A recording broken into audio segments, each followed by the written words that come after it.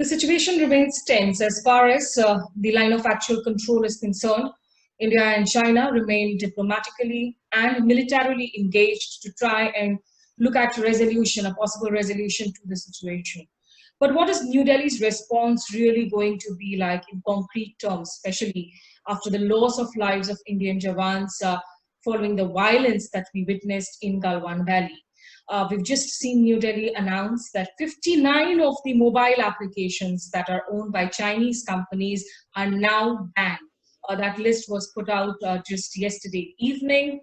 And to talk about the implication, I'm joined here by somebody who understands private sector industry, government policy making very well, has a sharp insight into it. I'm joined by Sunjoy Joshi, in fact, from Noida. He is the chairperson of the Observer Research Foundation. Many thanks, Mr. Joshi, for joining us in this conversation. Thank you, Smita. Pleasure being on your channel. Thank you. If I may begin with the move that we saw by the government yesterday, and in fact, I was looking at a list of the top 10, in fact, non-gaming downloads in India in 2019. 6 of them actually happened to be Chinese, led by TikTok. There was UC browser, Likey. I mean, most of these apps I personally haven't even heard of. But there's a whole lot of debate going on, whether this is simply a symbolism, whether really this does something, achieves something in terms of retaliating China in concrete terms. How do you look at it? One part of this is signaling. How much it achieves is very extremely doubtful. There is, correctly, as you said, there is a lot of symbolism involved. But in times of belligerence like this, signaling and symbolism do have their own importance. But when we actually start looking at it, if we start talking of disentangling supply chains, if we start talking about we must cut out, completely finish our dependence on China as of tomorrow, that is not possible. And I don't think anyone is even going to try that or even seriously think about that. So we need to, remove the symbol, think of the substance. If you're engaged in a strategic war or even a strategic relationship with a neighbor, this is a long-term project which needs planning, which needs thinking. Rome was not built in a day, neither were any of these supply chains built in a day. You cannot disentangle them in one day. You cannot, all the Chinese investments which have been flowing into India for so many years, whether it is Baiju, whether it is Paytm, China is very, very deeply enmeshed in your economic system. So disentangling that does not happen overnight. The whole world is struggling with it, not just India. So we need to think of symbols, substance, and signaling as 3 different things. And what actions we take as far as substance is concerned, that is what really counts in the long run. Before I talk about the broader aspects of trade ties and whether that decoupling between India-Chinese trade is actually possible or not, if I could stick to one or two more specific questions about this recent move of banning applications. Because, some figures that we have, apparently, if you look at TikTok's parent company, ByteDance, in 2019, apparently their global revenues were almost $17 billion, and India accounted for only almost 0.03%, despite TikTok having actually seen such high level of downloads. So how is it really going to hit back, or is it going to raise larger questions, serious implications for those who have also been employed by these companies here in India, especially coming at a time when this pandemic has cast such a huge troubling shadow over livelihoods, not just on lives? You see, in the world of apps, there are possibilities for replacement. It is not that India is lagging behind very greatly in app development. In fact, it's Indians who develop the largest number of apps anywhere in the world. They're also the largest downloaders of apps in the world. You start looking at the app trade. So India is big that way. So yes, India both ways makes a difference. But my deeper concern is, with the larger supply chains, and this is a part of it. It all has to be seen as a part of one big whole. You cannot say apps is just one very, very, very small part of it. When we start talking of disentangling these larger supply chains, we do run into major problems. Your pharma industry, 70% of intermediaries like KCM, API, active pharmaceutical ingredients, today come from China. Why they come from China is a question we should have asked ourselves many, many years ago. It's not a question we should be asking ourselves today. Today, you cannot cut that supply dependence all of a sudden. Similarly, for mobiles, electronics, automobile sector.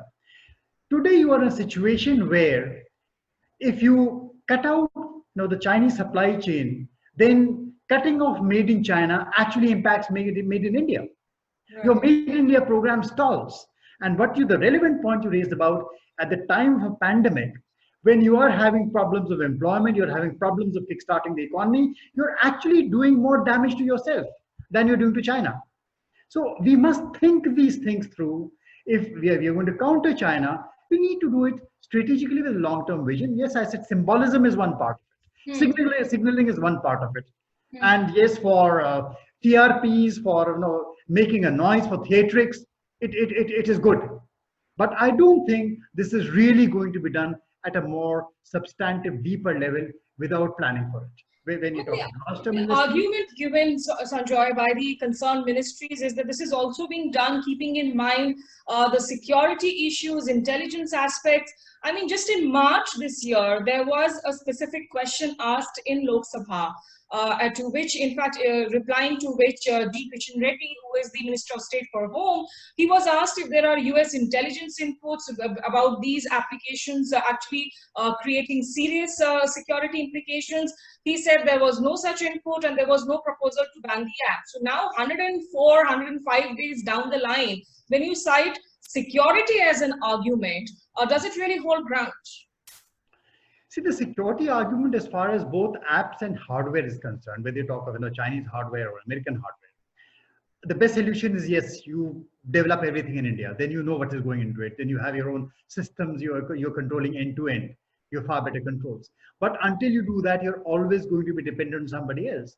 There are solutions to that. Testing is a solution.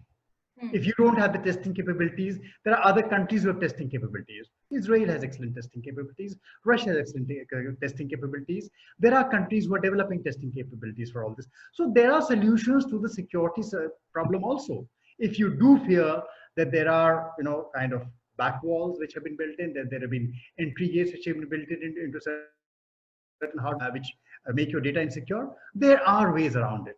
So Right. as long as you are going to be dependent and you're not going to be actually Atmanirbhar, completely self-reliant on these things, Hmm. ideally you should be. But if you're not, then what difference does it make? There were questions about Cisco doing the same thing, American companies doing the same thing. The whole WikiLeaks thing was about America putting back doors and gateways into even spying on its allies in Europe. So that was a whole tamasha about. So we need to be realistic about these things. And I think even with China, we need to be realistic. Yes, we need to counter China strategically. For that, there are certain actions we need to take today, which fundamentally means you need to make your industry more competitive. That is not going to happen in 1 week. That is not going to happen in 1 month. You need to do hard work at the grassroots, right down to make investing cheaper in India, working cheaper in India, make any industry more competitive. Otherwise, why the only result is you're going to raise the costs for what is being produced in India. You are going to basically outcompete, you are going to be outcompeted by everybody else in the world. So India loses.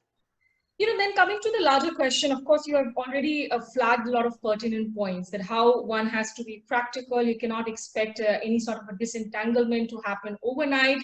I was going through this paper written by Anand Krishnan, senior journalist who's covered China from the inside for Brookings, which talks about how sort of enmeshed is the Chinese investments into the India story.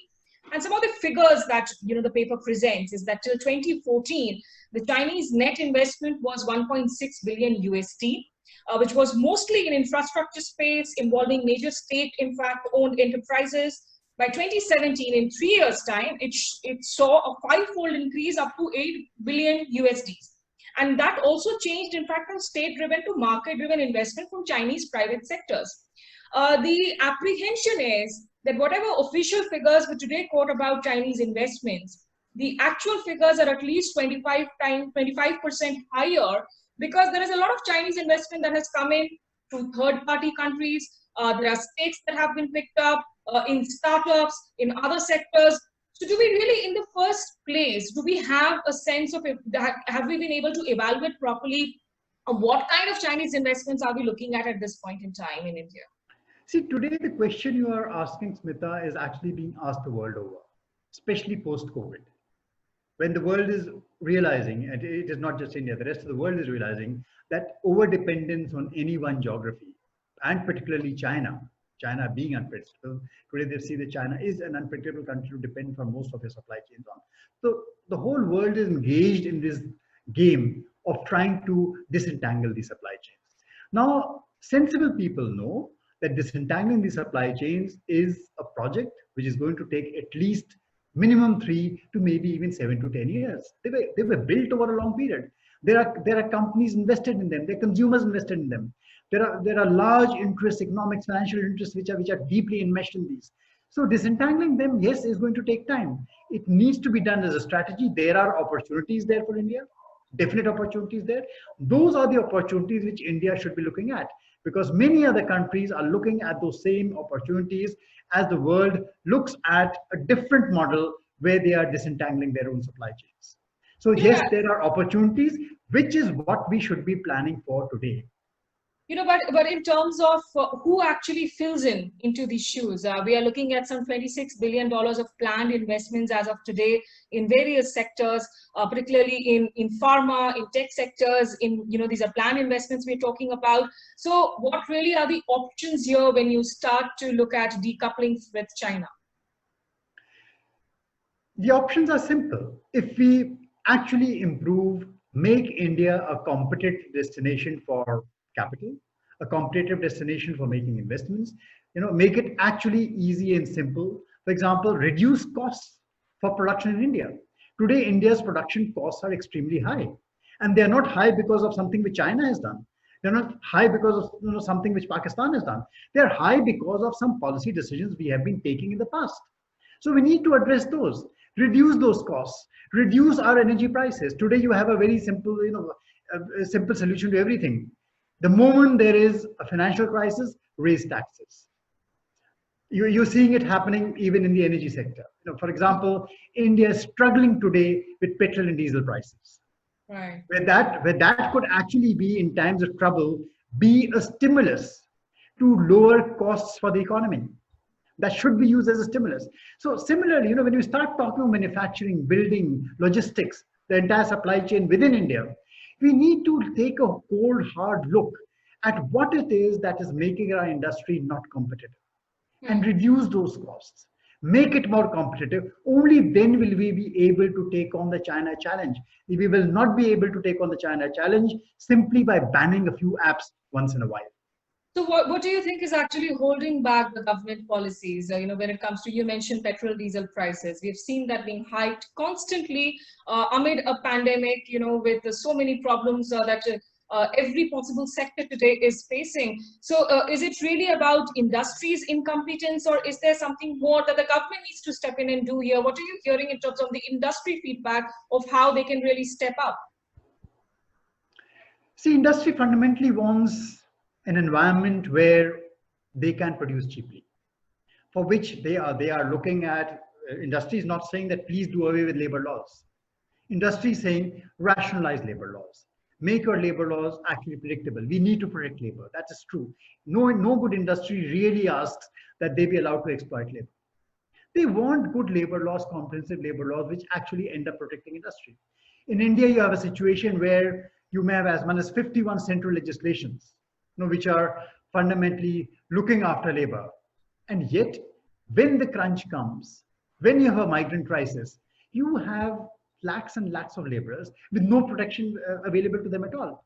So that is a governance failure. And that is a governance failure which has gone on for a long time. We need to correct these things. And much of this action is not really by legislating for it. A lot of this action is down at the ground. I do not think we are paying sufficient attention to see that where there is actual interface between industry and the government, which is not in the corridors of power in New Delhi, which is in many other places, with the within sector, the labor inspectors, the excise, the GST inspectors.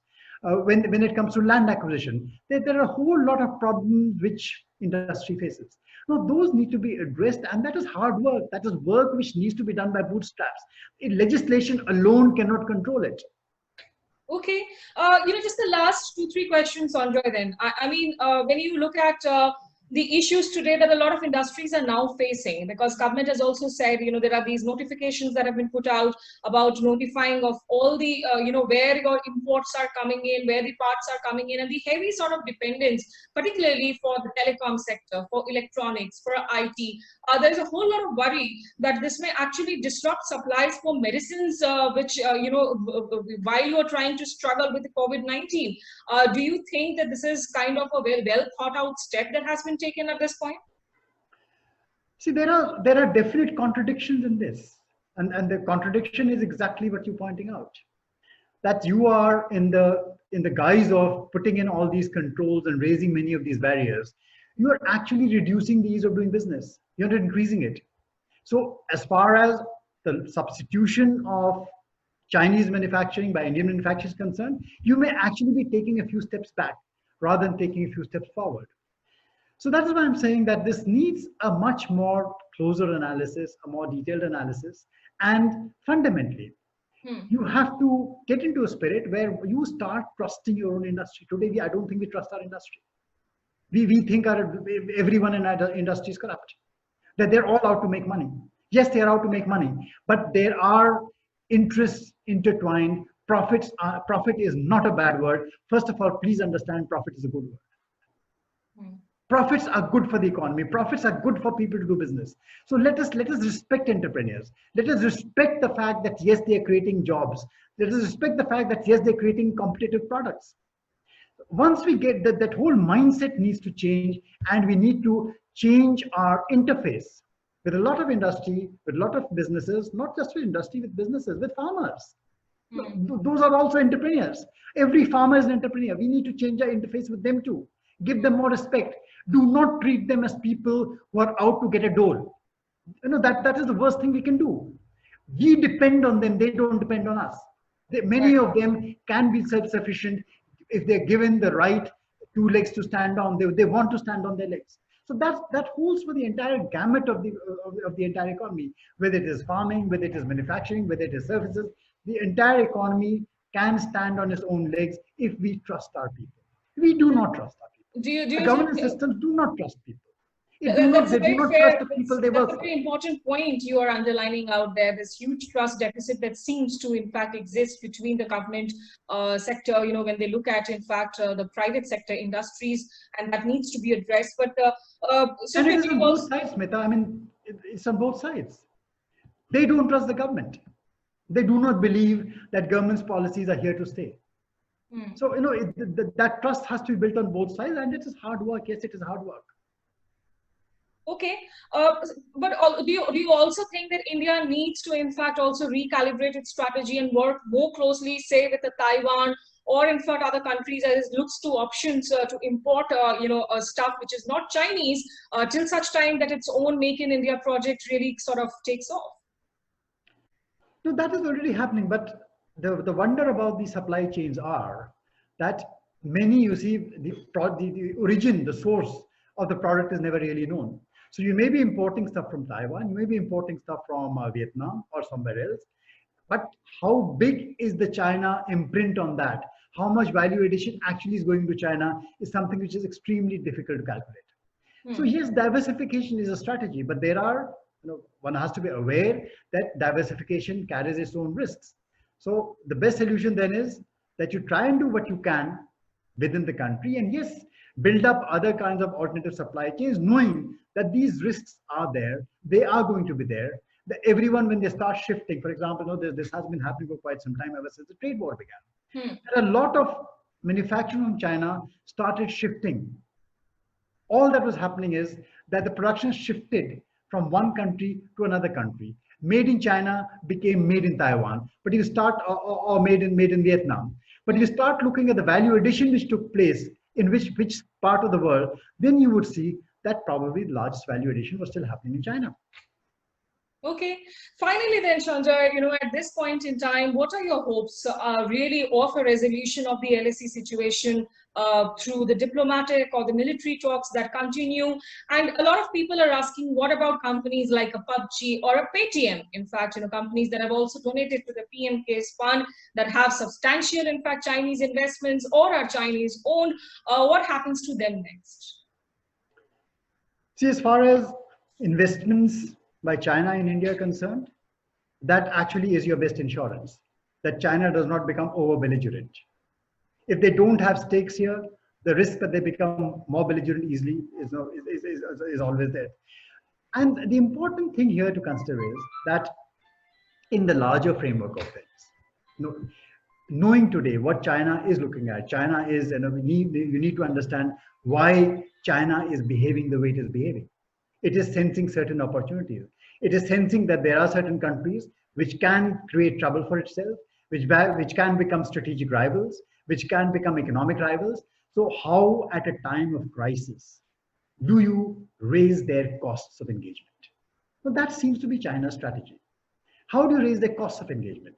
So China's actions at the LSE, China's actions in whatever area it is doing, seem to be well calculated, well calibrated to raise the cost of engagement for all its rivals, including India. That is why it is doing what it is doing in the South China Sea. That is why it is, the cyber attacks on Australia, which Right. happened recently. So China is working on a strategy. Now, how far are they willing to push this? No, that is something which we can only guess at. If push comes to shove, do they really go all out? And do they really take on everybody else? I don't think they are ready for that. It is Right. not And that they're actually handling weaklings. There are strong states. India also is a strong state. India is not a weak state. So this is a calibrated response from China, and a calibrated response will need to come out from us. We should be ready for our options. We should not close any options. Be prepared, but also understand what is a Chinese game, and you will need to counter it on a basis which is long term. It is not a short term engagement. We are here for the long haul. Asia belongs to us. We are both going to be living in Asia. hmm. Absolutely. In fact, very important points that you've underlined there, because clearly lives of 20 Indian Jawans that were lost in that Galwan Valley violence and clash. And remember, China till date has not owned up the casualties on its side, not surprisingly, but a lot of pressure there on the Narendra Modi government here on New Delhi to see what is its actual retaliation going to be like, how is it really. But one thing is very clear, it's not going to be, and it cannot be business as usual with China, and that's where, in fact, all the options that Sanjay is referring to need to be taken a clear, hard look at. Many thanks, Sunjoy Joshi, for putting all things into perspective in this conversation. Thank you, Smita. And if you tuned in too, many thanks for joining in. This is Smita Sharma here in New Delhi for ETV Bharat.